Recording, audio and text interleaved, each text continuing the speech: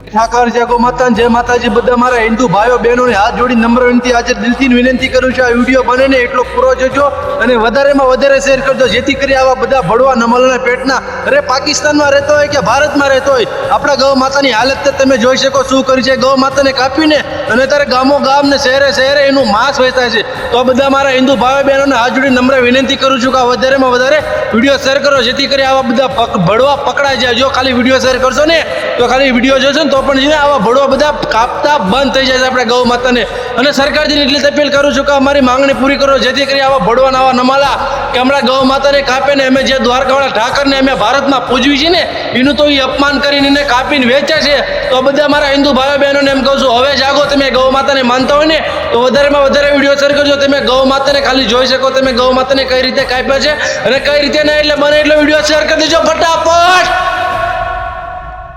जीत की हवस नहीं।